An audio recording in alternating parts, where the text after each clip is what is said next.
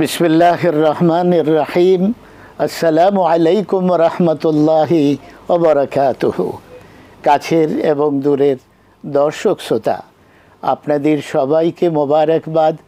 আপনাদের প্রিয় অনুষ্ঠান ইসলামী সওয়াল ও জবাব থেকে আপনারা অবগত আছেন।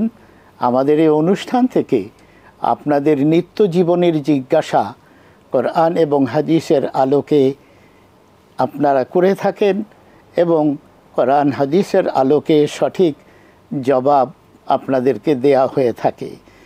যে যেখানে বসে অপেক্ষা করছেন আপনাদের সবাইকে স্বাগতম। আমাদের স্টুডিওতে আজ আপনাদের জীবন জিজ্ঞাসার জবাব দেওয়ার জন্য দেশ বরেণ্য ওলামায়ে কেরামদের মধ্য হতে উপস্থিত রয়েছেন জনাব আনম রশিদ আহমদ মাদানী সাহেব। মোবারকবাদ আপনাকে। আসসালামু আলাইকুম। অনেক কষ্ট স্বীকার করে আপনি আমাদের স্টুডিওতে এসেছেন। জাযাকাল্লাহ। আমরা নিশ্চয়ই আপনার জবাবে সবাই উপকৃত হব। আসুন আমরা দর্শক যারা আছেন সরাসরি তাদের প্রশ্নে চলে যাই। জি, আসসালামু আলাইকুম ওয়া রাহমাতুল্লাহ। ওয়ালাইকুম সালাম ওয়া রাহমাতুল্লাহ ওয়া বারাকাতুহু। হুজুর, আমি ধরমপাশা সুনামগঞ্জ থেকে ইউনুস বলছিলাম। জি বলুন ইউনুস সাহেব। আপনার দুইটা দোয়ার কথা বলছি, দুইটা দোয়া আপনার এটার এই ফজিলত এবং আমল করার পদ্ধতিটা বলবেন। দোয়া হলো, একটা হলো আল্লাহুম্মা আজিরনি মিনান নার, আর একটা হলো লা ইলাহা ইল্লাল্লাহু ওয়াহদাহু লা শারীকা লাহু লাহুল মুলকু ওয়া লাহুল হামদু ওয়া হুয়া আলা কুল্লি শাইইন কাদির।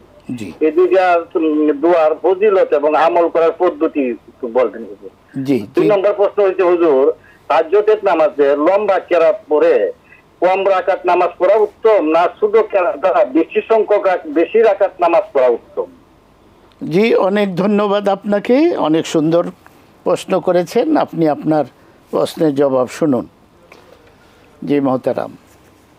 اللهم لك الحمد كما ينبغي لجلال وجهك وعظيم سلطانك، وصل وسلم على عبدك ورسولك وآله وصحبه ومن تبعهم بإحسان إلى يوم الدين. اللهم لا علم لنا إلا ما علمتنا إنك أنت العليم الحكيم. اللهم أجرني من النار, হে আল্লাহ আমাকে বাঁচাও জাহান্নামের আগুন থেকে। 7 বার পড়তে হবে, এটা হচ্ছে পদ্ধতি। 7 বার পড়তে হবে ফজর সালাতের পর, 7 বার পড়তে হবে মাগরিব সালাতের পর। আর এই দোয়ার মধ্যে তো ফজিলত নিহিত আছে যে জাহান্নাম থেকে আশ্রয় চান, জাহান্নাম থেকে আল্লাহ রাব্বুল আলামিন আশ্রয় দিবে। 7 বার 7 বার মাগরিবে ফজরের ফরজ সালাতের পর, সুন্নতের পর নয়, মাগরিবের ফরজ সালাতের পর। লা ইলাহা ইল্লাল্লাহু ওয়াহদাহু লা শারীকা লাহু লাহুল মুলকু ওয়া লাহুল হামদু ওয়া হুয়া আলা কুল্লি শাইইন কাদির। এই ফজিলত কত বড় ফজিলত, পরিমাপ করা যাবে না।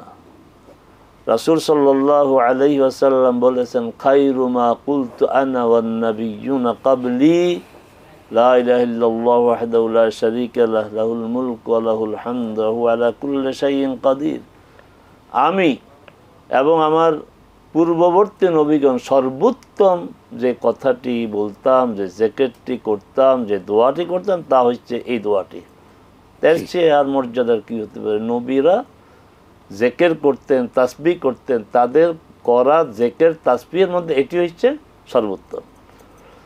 রাসূল সাল্লাল্লাহু আলাইহি ওয়াসাল্লাম বলেছেন যে 10 বার এই লা ইলাহা ইল্লাল্লাহু ওয়াহদাহু লা শারীকা লাহু বলবে, বনু ইসমাইল আলাইহিস সালামের বংশধরদের মধ্য থেকে যদি কখনো গোলাম হয়ে যায় কেউ, তাহলে 4 জন গোলাম আজাদ করার সওয়াব পাবে। যে ব্যক্তি দিনে 100 বার পড়বে, রাসূল সাল্লাল্লাহু আলাইহি ওয়াসাল্লাম বলেছেন তার 10টি গোলাম আজাদের সওয়াব লিখে দেওয়া হবে, 100টি মর্যাদা বৃদ্ধি পাবে, 100টি অপরাধ মোচন করা হবে এবং ওই দিন শয়তান থেকে আল্লাহ সুবহানাহু ওয়া তাআলা তার প্রতিরক্ষার ব্যবস্থা করে দিবেন। হাদিস সহিহ বুখারী, সহিহ মুসলিম। এই হচ্ছে এর ফজিলত। মাশাআল্লাহ। পড়বেন, যদি সম্ভব হয় 100 বার পড়া উচিত, না পারলে কমপক্ষে 10 বার। আরও সিলেবাস আছে, সেই সিলেবাস হচ্ছে সকালে 10 বার, সন্ধ্যায় 10 বার। আরও আছে ফজরের পরে 10 বার, মাগরিবের পরে 10 বার। তাহলে ফজরের পর 10 বার, সকালে 10 বার। তাহলে কি বোঝা গেল? সকাল আর ফজরের পর এক না। সকাল হচ্ছে সূর্য উদয়ের আগে, মাগরিবের পরে 10 বার, আর সন্ধ্যা 10 বার এক না। সন্ধ্যা হচ্ছে সূর্য অস্ত যাওয়ার আগে, মাগরিবের পর হচ্ছে মাগরিব সালাত আদায় করার পরে। তাহাজ্জুদ লম্বা কেরাত দিয়ে রাসূল সাল্লাল্লাহু আলাইহি ওয়াসাল্লাম পড়তেন, অতএব এটি উম্মত, এটি উত্তম। হ্যাঁ, ছোট ছোট সূরা দিয়ে রাকাত বেশি পড়বেন, বাধা নাই, বাধা নাই। রাসূল সাল্লাল্লাহু আলাইহি ওয়াসাল্লাম বলছেন সালাতুল লাইল মাসনা মাসনা, রাতের সালাত 2 রাকাত করে যত পড়ে, যতবার যত পড়তে পারে। তবে উত্তম হচ্ছে যাদের পক্ষে সম্ভব লম্বা কেরাত দিয়ে তাহাজ্জুদের সালাত আদায় করা। আল্লাহ আমাদেরকে তৌফিক দিয়ে। মাশাআল্লাহ, বারাকাল্লাহু ফিক। মোহতারাম, মুজি লা ইলাহা ইল্লাল্লাহু ওয়াহদাহু লা শারীকা লাহ, এই যে আসন্ন যে হাজ, জি, এই হাজের সময় আরাফাতের ময়দানে, আরাফাতের ময়দানে এটা নাকি অনেক উত্তম ওইটা দোয়া। বেশি পড়তে হবে আরাফাতের ময়দানে। জি, মাশাআল্লাহ, আলহামদুলিল্লাহ। যারা হজে যাবেন বা গিয়েছেন, মনে রাখবেন আরাফাতের ময়দানে আমরা যেন এই দোয়াটা বেশি বেশি পড়তে পারি। আসুন, এরপরে কে আছেন অপেক্ষমান? জি, আসসালামু আলাইকুম। আমি ইকবাল বলছি নরসিংদী থেকে। জি, হ্যাঁ, টাইগার কাছে আমার প্রশ্ন হচ্ছে যে একটু প্রশ্নটা লম্বা, একটু শুনবেন কাইন্ডলি, মানে খুব গুরুত্বপূর্ণ। আমার ছোট্ট করতে চেষ্টা করবেন। এটা হচ্ছে যে আমি একটা সময় কোম্পানিতে চাকরি করেছি, তখন কোম্পানির যে প্রোডাক্টগুলো চালানোর জন্য আমরা ডাক্তার অনারিয়াম করি, অনারিয়াম করছি। আবার আমি চাকরি ছেড়ে যে আমি নিজে আবার কনসালটেন্সি করছি, সেই কনসালটেন্সির সময় আবার অন্য অন্য কোম্পানিগুলো আমাকেও মনে করেন যে আপনার অনারিয়াম করছে। হ্যাঁ, এখন তো আমি আপনার কাছে যে শুনছি যে অনারিয়াম করা এবং অনারিয়াম নেওয়া দুটোই মনে করেন যে আপনার মানে হালাল না, এটা হারাম। তো এখন আমি আবার নিজে কোম্পানি খুলতে যাচ্ছি। তো কোম্পানি খুলতে গেলে এখন ট্রেডিশনটাই এরকম হয়ে আসছে যে যে কোনো ফার্মাসিউটিক্যাল কোম্পানি, মানে খুব ভালো মানের কোম্পানিও মনে করেন ভালো প্রোডাক্ট হইলেও মানে আপনার এই অনারিয়াম সিস্টেমটা যদি না দেওয়া হয়, তাহলে প্রোডাক্টটা মনে করেন যে আপনার লেখা হয় না। এবং ডাক্তাররাও, আমি একটু কাইন্ডলি জানতে চাচ্ছি যে ডাক্তাররাও তো মানে যেমন আমি কনসালটেন্সি যখন করছি, যখন ডাক্তারি করছি, আমাকে তো রোগ সারতে গেলে কোনো না কোনো ওষুধ আমাকে লিখতে হবেই। হ্যাঁ, আমি এরকম যে মানে কম দামে মানে কম মূল্য নিম্নমানের ওষুধ লিখবো এরকম না, ভালো মানের ওষুধও আমাকে লিখতেই হবে। এই ভালো মানের ওষুধ কোম্পানিগুলো অনারিয়াম করে থাকে। তাহলে এখন আমি যে কোম্পানি খুলছি, আমি ভালো মানের ওষুধ নিয়ে আসছি, এই ভালো মানের ওষুধের মার্কেটিং করবো। তো মার্কেটিং করতে গেলে এটা ট্রেডিশনটাই হয়ে গেছে এরকম। তাহলে আমার ইসলামিক দৃষ্টিকোণ থেকে আসলে এটার সলিউশনটা কি? আমি কিভাবে এই কোম্পানির প্রোডাক্টটা লঞ্চিং করবো, মার্কেটিং করবো, যদি আমাকে একটু জানিয়ে দেন। আর জি জি, আর কোনো প্রশ্ন আছে আপনার? আর কোনো প্রশ্ন আছে? নেই। জি জি, মোহতারাম, খুব ইম্পর্টেন্ট একটা কোশ্চেন। সমস্যা হচ্ছে যাদের প্রোডাক্ট, যে কোম্পানির প্রোডাক্ট, তারা তো তার মার্কেটিং বেশি হোক এটা চাইবে, প্রসার চেষ্টা করবে। মূল বিষয়টা হচ্ছে যিনি প্রেসক্রাইব করবেন তিনি কি করবেন। তিনি যদি এই বিষয়টা হচ্ছে যে সকল কোম্পানি তাকে বিভিন্নভাবে গিফট দেওয়ার চেষ্টা করে, অনারারিয়াম নয়, তাকে গিফট দেওয়া হয়, সেটা ইন ক্যাশ হতে পারে, ইন কাইন্ড হতে পারে। এবং ডাক্তারের বিষয় যে তিনি এই যে মানে গিফট পেলেন, গিফট দ্বারা তিনি প্রভাবিত কিনা, যে গিফট পেয়ে তিনি এই আপনার মেডিসিনটার কোয়ালিটি ভালো না, তারপরে এটাই দিলেন, ভালো কোয়ালিটিটা বাদ দেয়া, এখানে সমস্যা। যদি কোয়ালিটি ভালো হয় তিনি যে কোনো একটা প্রেসক্রাইব করতে পারেন, এতে কোনো সমস্যা নেই। সমস্যা হবে তখনই যখন তিনি ভালো কোম্পানির ভালো প্রোডাক্টকে বাদ দিয়ে তিনি তার চেয়েও নিচু মানের কোম্পানির আরও কম মানে নিচু মানের ঔষধ প্রেসক্রাইব করেন, তাহলে এটা তার জন্য জায়েজ হবে না। বারাকাল্লাহু ফিক। অত্যন্ত জনগুরুত্বপূর্ণ একটি কোশ্চেন এবং সঠিক জবাব আমরা জানতে পারলাম। জি, কে আছেন অপেক্ষমান? আসসালামু আলাইকুম। আসসালামু আলাইকুম হুজুর। আলাইকুম আসসালাম রহমতুল্লাহ বারাকাতু। জি, কে বলছেন, কোথা থেকে, কি জানতে চাচ্ছেন? হুজুর, আমার প্রশ্নটি সমগ্র মানব জাতির জন্য, আমি সংক্ষেপে বলছি। জি সূরা আসমানি কিতাব আল কোরআনে সূরা তওবা থেকে, দোলে আসমানি কিতাব আল কোরআন সূরা তওবা আয়াত নম্বর 34-35, অধ্যায় 9, এই আয়াতে কোরআন বলতেছে, তোমরা যারা স্বর্ণ রূপার যাকাত দেয় না, যারা স্বর্ণ রূপা জমা করে কিন্তু যাকাত দেয় না, তাদেরকে স্বর্ণ আগুনে গরম করে শরীরে ছাপ দেওয়া হবে, তাদের জন্য রয়েছে ভয়ঙ্কর শাস্তি। সূরা তওবা, যারা স্বর্ণ রূপা জমা করে কিন্তু জি, আপনি যাকাত দেয় না। আপনার প্রশ্ন বলুন। হ্যাঁ, প্রশ্নটা হলো যে আমাদের মহিলারা যে স্বর্ণ ঘরে রাখে, তার জাকাত দেয় না, তাদের কি হবে? যারা স্বর্ণ জমা করে ঘরে মহিলারা, তাদের কি হবে? জি জি সূরা তওবা যে বলছে, সূরা তওবার জি, আয়াতে কি বুঝতে বলতেছে? পেরেছেন। আমাদের যিনি জবাব দিচ্ছেন তিনি, আপনারা তো জানেনই, আপনার কোশ্চেন শুরু করার সাথে সাথে উনি বুঝে ফেলেছেন। এখন এছাড়া আর কোনো প্রশ্ন আছে? Thanks lot. আরেকটি প্রশ্ন হলো যে, নবী মুহাম্মদ সাল্লাল্লাহু আলাইহি সাল্লাম বলেছেন যে খালি পেটে পানি পান করা যাবে না, শরীরের জন্য ক্ষতিকর। বুখারী শরীফে নাকি এসেছে, এই হাদিসটা সম্পর্কে জানতে চাই, খালি পেটে পানি পান করা যাবে কিনা? জি মুহাম্মদ সাল্লাল্লাহু আলাইহি সাল্লাম বলেছেন যাবে না, এটা শরীরের জন্য ক্ষতিকর। জি জি, আছে কিনা? আপনি আপনার প্রশ্নের উত্তর নেন। জি জি যে আপনি এভাবেই প্রশ্ন করতে অভ্যস্ত গোটা মানব জাতির জন্য, জনাব এইভাবে জি। কথা না বলেন। আমরা এখানে যত প্রশ্ন জি। আসে সবটাই গোটা Okay. মানব জাতির জন্য। আর এইভাবে প্রশ্ন দীর্ঘায়িত না করে, আপনার মূল প্রশ্ন ছিল মহিলাদের স্বর্ণের জাকাত না দিলে কি, বাস এতটুকু প্রশ্ন করলে হয়। কারণ আপনারা জানেন যে আমাদের এই সময়টা খুবই মূল্যবান। অনেকে অপেক্ষায় থাকেন। এই জি। সময়টা মিনিটের হিসাবে না, সেকেন্ডের হিসাবে অনেকে অপেক্ষায় থাকে। জি জি জি, মহিলাদের ব্যবহৃত স্বর্ণের বিষয় মত দুইটি। একটি হচ্ছে যে যে অর্নামেন্টসগুলি ব্যবহার হয় স্বভাবত, এগুলো ঘরের অন্যান্য ব্যবহার করা আসবাবপত্রের মতো জাকাত দিতে হবে না, দলিল আছে তাদের। আবার আরেকটি মত হচ্ছে না, ব্যবহার করা না করা বিষয় না, এই 85 গ্রাম স্বর্ণ থাকলেই তাকে জাকাত দিতে হবে, তারও দলিল আছে। এখন দলিলের দিক থেকে যেই মতের কনভিন্স, সে ওই মতটা গ্রহণ করতে পারবে। দায়িত্ব তার না, দায়িত্ব হচ্ছে আমাদের ইমামরা, গবেষকরা যে মত দিয়েছেন দলিলের ভিত্তিতে, দায়িত্ব তাদের। আর ইসলামের মূলনীতি হচ্ছে যে গবেষণা করে, ইজতিহাদ করে যদি সঠিক সিদ্ধান্ত দেওয়া হয় তাহলে 2 সওয়াব হবে, আর যদি সিদ্ধান্ত সঠিক না হলে সওয়াব থেকে বঞ্চিত হবে না, 1 সওয়াব হবে। এখন আমরা সিদ্ধান্ত নেব যাদের স্বর্ণ অলংকার আছে ব্যবহার করা, আমরা কোনটা গ্রহণ করব। যদি আমরা এই মতটা গ্রহণ করে জাকাত দিতেই হবে, তাহলে জাকাত না দিলে গুনাহ হবে। আর যদি মত ওইটা গ্রহণ করে জাকাত দিতে হবে না, তাহলে এই যে গবেষণালব্ধ যে বিষয়টি, এটা আমি গ্রহণ করলাম, তাতে কোনো সমস্যা নেই। জি, বারাকাল্লাহু ফিক। দর্শক শ্রোতা, আমরা এখন ছোট্ট একটি বিজ্ঞাপন বিরতিতে যাচ্ছি। অল্প কিছুক্ষণের মধ্যে আবারও আমরা ফিরে আসব। নিশ্চয়ই আপনারা আমাদের সঙ্গে থাকবেন। আসসালামু আলাইকুম। আমরা আবারও ফিরে এলাম আপনাদের প্রিয় অনুষ্ঠান ইসলামী সওয়াল ও জবাবে।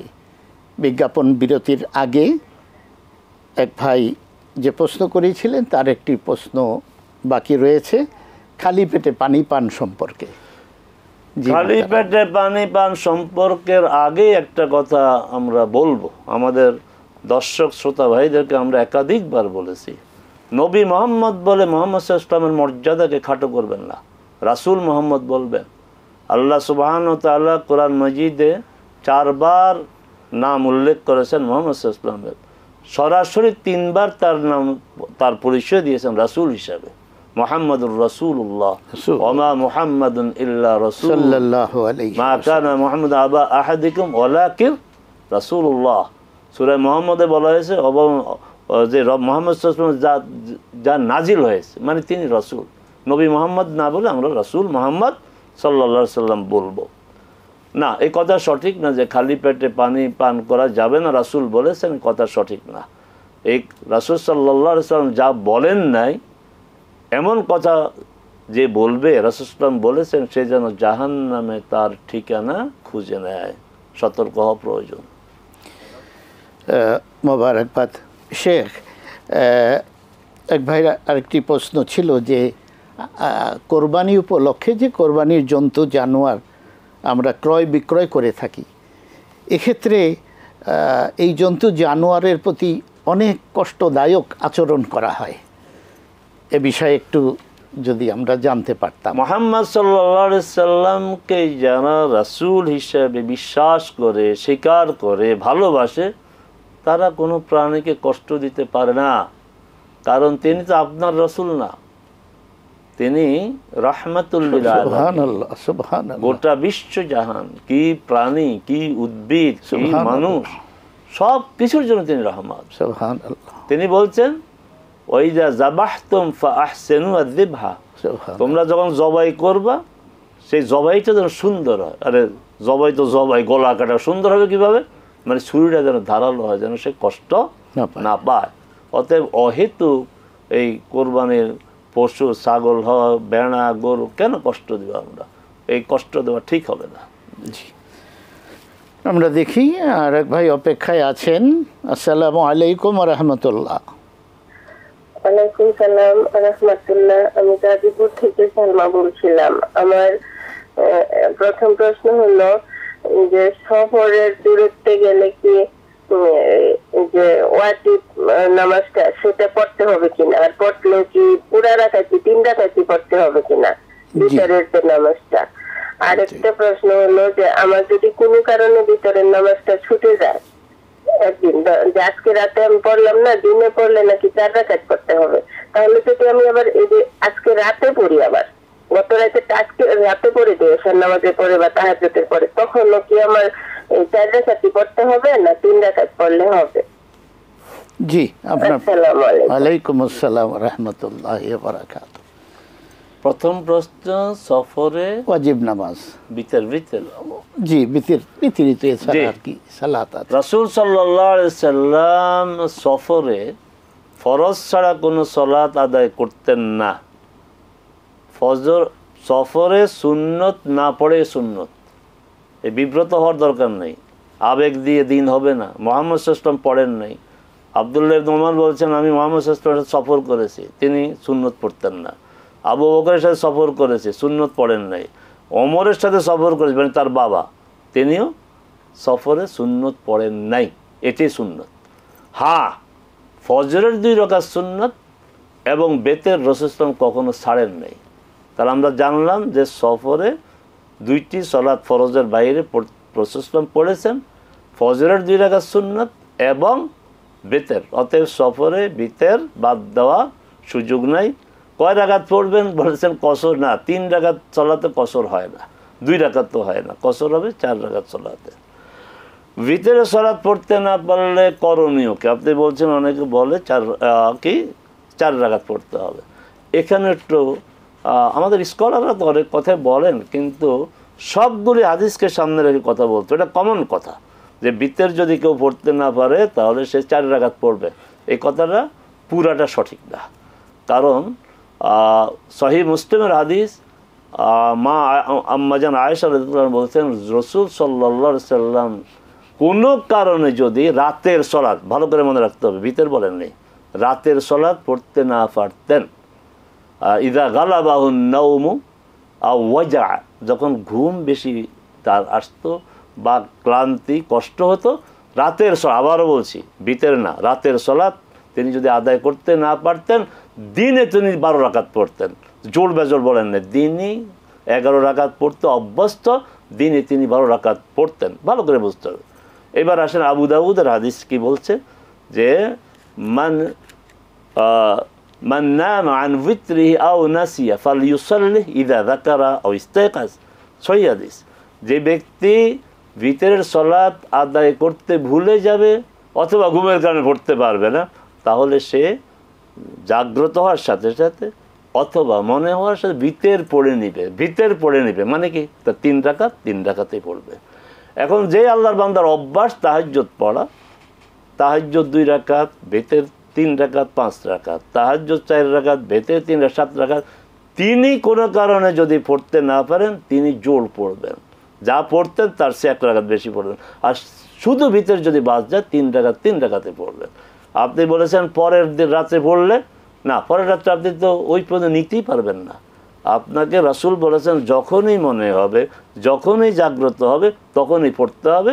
এই হচ্ছে 2টি হাদিসের আপনার মানে সমন্বয়। জি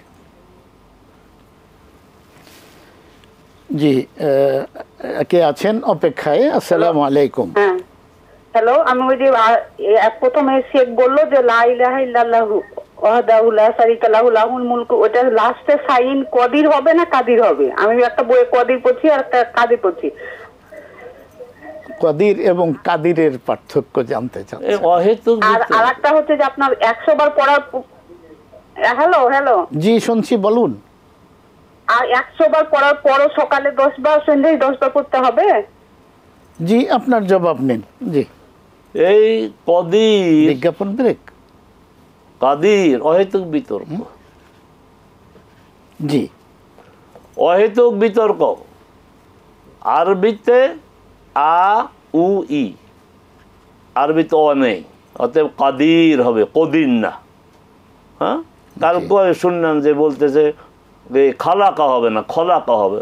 আমাদের এই নতুন নতুন কিছু লোক এখন মানুষকে তাজবিদ শিখাইতে গিয়ে এই যে বিভ্রান্তিকর একটা অবস্থায় ফেলে দেয়। কাদির হবে সুস্পষ্ট, খালাকা হবে সুস্পষ্ট, খলাকা না, কাদির। রহিম না, রহমান না, রহমান হবে, রাহিম হবে না, রহমান হবে না। কে বলছে? এটা স্পষ্ট ফাতহা বা জবর, রহমান, রহিম, ও হবে না।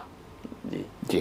আর 100 বার যে পড়বেন, আমি তো বলে দিয়েছি 100 বার হচ্ছে আলাদা একটা সিলেবাস, আর সকালে 10 বার এটা আলাদা সিলেবাস, সন্ধ্যায় 10 বার আলাদা সিলেবাস, ফজরের পরে 10 বার, মাগরিবের পরে 10 বার। ওই 100 বার পড়লে ওগুলি পড়তে হবে না, বিষয়টা এমন না। জি, বারাকাল্লাহু ফিক। সুপ্রিয় দর্শক শ্রোতা, আমরা আরও একবার একটি ছোট্ট বিজ্ঞাপন বিরতিতে যাচ্ছি। অল্প কিছুক্ষণের মধ্যেই আবার আমরা ফিরে আসব, আশা করি আমাদের সঙ্গেই থাকবেন। আসসালামু আলাইকুম রহমতুল্লাহি বারাকাতুহু। সুপ্রিয় দর্শক শ্রোতা, আমরা আবারও ফিরে এলাম ছোট্ট একটি বিজ্ঞাপন বিরতির পরে আমাদের প্রিয় অনুষ্ঠান ইসলামী সওয়াল এবং জবাবে। আমরা এখন এক ভাইয়ের একটি প্রশ্নের উত্তর জানব। তা হলো হযরত দাউদ আলাইহিসসালামের সময় মৎস্য শিকার শনিবারে নিষিদ্ধ ছিল। এটির একটি কারণ জানতে চেয়েছেন। আর জানতে চেয়েছেন মৃত জীবজন্তুর গোশত খাওয়া হারাম, কিন্তু মৃত মাছ খাওয়া হালাল। এর যদি কোনো কারণ জানা থাকে আমাদের, এটি জানতে চেয়েছেন। দাউদ আলাইহিস সালাম আল্লাহর একজন সম্মানিত নবী রাসূল, তার উপর জাবুর নাজিল হয়েছে। দেখেন, আমি কিন্তু রাসূল বলেছি, নবীও বলেছি। সুবহানাল্লাহ, শুধু নবী বলি নাই, রাসূলকে রাসূল বলতে হবে। রাসূল বললে নবী চলে আসছে, কিন্তু শুধু নবী বলা এটা তার শান পরিপন্থী। সুমধুর কণ্ঠে তিনি জাবুর তেলাওয়াত করতেন, প্রাণীকুল তার এই তেলাওয়াত শুনত, মাছও আসতো। এই জন্য জাবুর কিতাবের যে তেলাওয়াতের প্রতি সম্মান প্রদর্শনের জন্যই মাছ শিকার নিষিদ্ধ ছিল, শিকার করতো না। কিন্তু দুষ্ট লোকরা, দুষ্ট বুদ্ধি তো আছে, আর সবচেয়ে বড় দুষ্ট শয়তান, সে তো তাদেরকে বিভ্রান্ত করবে। তাদের মাথা দিয়ে দিল, ঠিক আছে শনিবারে শিকার করো না, একটু বাঁধ দিয়ে জাল দিয়ে আটকে রাখো, রোববারে শিকার করো।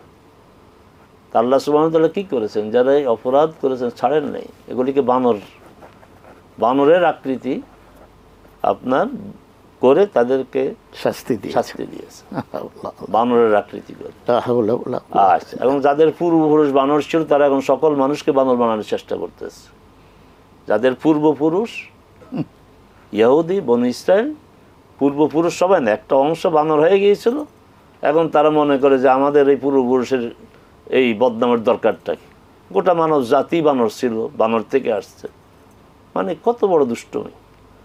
আচ্ছা, আর মৃত জীবের যে এগুলি যে জবাই করে যেগুলি খাওয়া হয়, বর্তমান স্বাস্থ্য বিজ্ঞান বলে যে এইভাবে জবাই করে খাওয়াটাই স্বাস্থ্যের জন্য উপকারী। এটা মুসলিম না, কোরআন বিশ্বাসী না, অমুসলিমরাও তাদের গবেষণায় এটা প্রমাণ করেছে এবং তারাও জবাই করে। আমাদের কায়দা হয়তো বিসমিল্লাহ বা আল্লাহ আকবার জবাই করে, তারাও কিন্তু জবাই করে, মানে রক্তটা প্রবাহিত করে, রক্তটা যেন প্রবাহিত হয়ে যায়, এই ক্ষতিকর। মাছ সমুদ্রে থাকে, মাছ আর ওইটা এক না, অতএব মাছ শরিয়া তো আছেই, শরিয়া বলছে যে সমুদ্রের মাছ কি জীবিত কি সব তোমাদের জন্য হালাল, সব হালাল, এটা হচ্ছে রাসূল নির্দেশনা। কিন্তু হালাল যে এটার কোনো মানে এই জীবিত মৃত মাছ খেলে শরীরের জন্য এটা ক্ষতিকর না, আজ পর্যন্ত কোনো চিকিৎসক কোনো বিজ্ঞানী এটা বলে নাই যে এটা ক্ষতিকর। বারাকাল্লাহ। জি দর্শক শ্রোতা, আমরা আরেক ভাই অপেক্ষায় আছেন, আমরা তার প্রশ্ন নেই। আসসালামু আলাইকুম, কে আছেন অপেক্ষায়?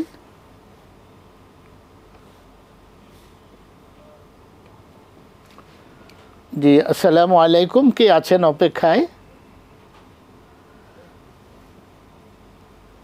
জি বলুন। আচ্ছা, আমরা ওনার প্রশ্নটা পাচ্ছি না। মোহতারাম, আমরা একটি বিশেষ পর্ব হজ এবং কোরবানি আমাদের সামনে, এ বিষয়ে আমাদের অনেক দর্শকের অনেক জিজ্ঞাসা রয়েছে। তো এই কোরবানি সম্পর্কে আমাদের যে চেতনা, শরীয়তের অন্যান্য বিষয় সম্পর্কে অতটা চেতনা পরিলক্ষিত হয় না। তো এ বিষয়ে যদি আমাদের একটু ধারণা পাই যে কোরবানির গুরুত্ব কতখানি আর শরীয়তের অন্যান্য বিধানের গুরুত্ব কতখানি। জি, কোরবানি যাদের সামর্থ্য আছে তাদের জন্য এটি হানাফি মাযহাবে ওয়াজিব, বাকি সকল মাযহাবে এটি হচ্ছে সুন্নাহ। সুন্নাহ, এই গুরুত্ব তো এইভাবে বোঝা যায়। জি, 5 ওয়াক্ত সালাত ফরজ, এখন 5 ওয়াক্ত সালাতের প্রতি যত্নশীল না, ইচ্ছা করে বাদ দেওয়া হয়, কিন্তু কোরবানির সময় সে একদম টনটনা মর্যাদা সচেতন হয়ে যায়, না দিলে কেমন হয়।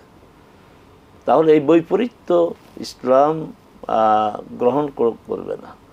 ফরজ আদায় করতে হবে, ফরজ আদায় না করাটা ইমান পরিপন্থী। কারণ ইমানের প্রকাশ, বহিঃপ্রকাশ ঘটে সলাতের মাধ্যমে, দৈহিক প্রকাশ, আর যাকাতের মাধ্যমে আল্লাহ যে অর্থের নিয়ামত দিয়েছেন সেই অর্থের মাধ্যমে তার দাসত্ব গোলামের প্রকাশ।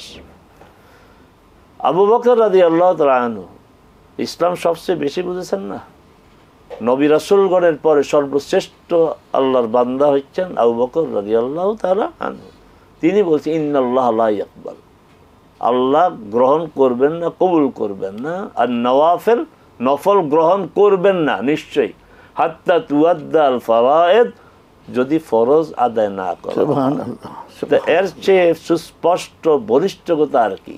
কে বলেছেন? আবু বকর নিজ দায়িত্বে বলেছেন? মোটেই না।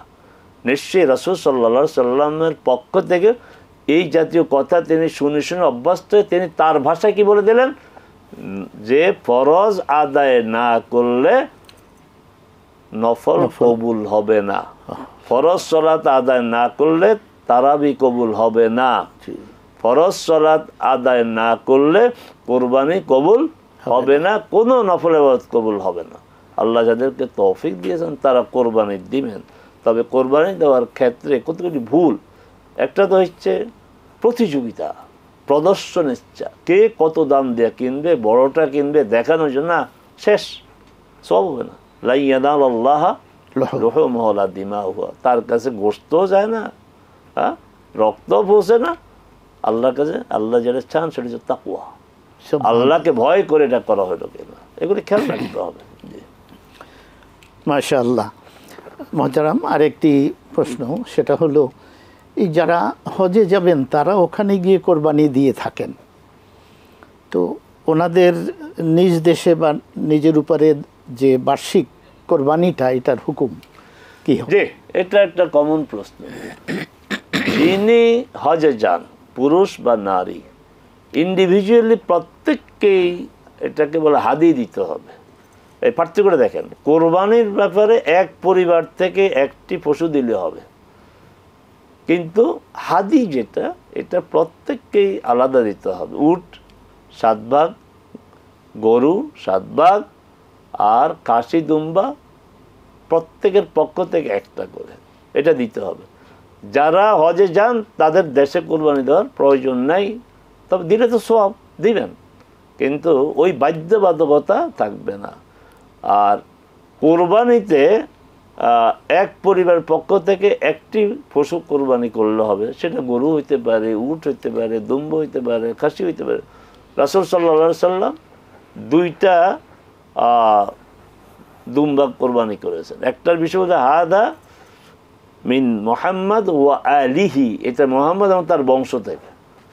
আরেকটা দিয়েছেন তার উম্মতের পক্ষ থেকে। উম্মত তো 1-2 জন না, অগণিত উম্মতের পক্ষ থেকে একটা দুম্বা দিয়েছে, এবং তার পরিবারের সদস্য কিন্তু 2-1 জন না, তার স্ত্রী তো 9 জন, আর তিনি সহ 10 জন, তার 10 জনের পক্ষ থেকে একটি দুম্বা, কোনো সমস্যা নেই। জি, মাশাআল্লাহ, আলহামদুলিল্লাহ। মোহতারাম, আরেকটি প্রশ্ন যেটা, সেটা হলো হজের সময় যে দাম দেয়া হয়, এই দামটা অনেক সময় অনেক হাজি সাহেবরা ইচ্ছা করেই দিয়ে থাকেন, কিন্তু দামটা তো দেওয়ার একটা কারণ থাকতে হয়। আচ্ছা, আমাদের সমস্যা হচ্ছে আমরা অনেক কিছু নিজেরা আবেগ দিয়েই করে থাকি। শরিয়ার সাথে আমরা এটা, শরিয়া কতটা অনুমোদন দেয় বা দেয় না, এটা আমরা চিন্তা করি না। দাম হচ্ছে আপনার হজের কোনো বিধানে যদি কোনো ত্রুটি হয়, ওয়াজিব বিধান, ফরজ না, ফরজ লঙ্ঘন হইলে হজ হবে না, আবার হজ করতে হবে। ওয়াজিব কাজটা কিন্তু সেটা সে করতে পারলো না বা ত্রুটি হয়ে গিয়েছে, তাকে তখন দাম দিতে হবে। দাম মানে একটা পশু, সেটা দুম্বা হইতে পারে, খাসি হইতে পারে। আপনার আমাদের ওলামায়ে কেরাম 2টা বিষয়কে শরিয়ার মানদণ্ড বানিয়ে ফেলেছেন। একটা হচ্ছে সতর্কতা, একটা হচ্ছে ফিতনা। উদাহরণ, সূর্য ডুবে যায়, 4-5 মিনিট পর ইফতার। কেন এটা জিজ্ঞাসা করে? সতর্কতা। এই সতর্কতা আপনার শিখাইল আল্লাহ রসুল, আপনার চেয়ে কম সতর্ক ছিল? সূর্য অস্ত হওয়ার সাথে সাথে তিনি ইফতার করতেন এবং বলেছেন যে এইভাবে যতদিন ইফতার করা হবে ততদিন তারা কল্যাণের উপর থাকবে। তাহলে আমরা কল্যাণ থেকে যে বঞ্চিত, আমাদের যে এই সমস্ত বিপদ সমস্যা এই বিভিন্নভাবে কি খালি আল্লাহ রসুল কল্যাণের উপর থাকবে, একটা যথেষ্ট, অনেক উদাহরণ দরকার নেই। আল্লাহ রসুল বলছেন সূর্য অস্ত যাওয়ার সাথে সাথে ইফতার করে কল্যাণের উপর থাকবা। তা আমরা কি তা করি? তাহলে কল্যাণ আমাদের আসবে কোত্থেকে? এই যে সতর্কতার উদাহরণ দিলাম। আরেকটা কি, মহিলারা মসজিদে যাইতে পারবে না। কেন পারবে না? দলিল কি? ফিতনার আশঙ্কা আছে। ওখানে সতর্কতা, এখানে ফিতনা। আচ্ছা বলেন দেখি, যে মুহাম্মদ সাল্লাল্লাহু আলাইহি সাল্লামের সময় থেকে শুরু করে এই পর্যন্ত মহিলারা মসজিদে গেছে জামাতে সালাত আদায়ের জন্য, কোনো ফিতনা হয়েছে? কোনো সমস্যা হয়েছে? হাটে বাজারে সমস্যা হয়, রাস্তাঘাটে সমস্যা হয়, কিন্তু আমি দায়িত্ব নিয়ে বলতেছি, আমি যতটা কোরআন হাদিসের ছাত্র হিসাবে বলতেছি, যে আমি এই পর্যন্ত দেখি নাই যে মসজিদে সালাত আদায় করতে গিয়ে কোনো নারী কোনো সমস্যার সম্মুখীন হয়েছে। অতএব এগুলি বাদ দেন। কোরআন সুন্নাহ হচ্ছে আমাদের দলিল, ওই সতর্কতাও দলিল না, ফিতনাও কি দলিল না। বারাকাল্লাহু ফিক শেখ, আপনাকে অনেক অনেক মোবারকবাদ। দর্শক শ্রোতা, নিশ্চয়ই আমরা অনেক উপকৃত হয়েছি আপনাদের প্রশ্ন এবং আমাদের মোহতারাম শায়েখের কোরআন হাদিস ভিত্তিক উত্তরের দ্বারা। আমরা পরবর্তী অনুষ্ঠানেও অনুরূপ আমরা অংশগ্রহণ করতে চেষ্টা করব। আল্লাহ রাব্বুল আলামিন আমাদের সবাইকে সহি সালামতে ঈমান ইজ্জতের সাথে নেক হায়াত দান করুন, আমিন। আসসালামু আলাইকুম ওয়া রাহমাতুল্লাহি ওয়া বারাকাতুহু।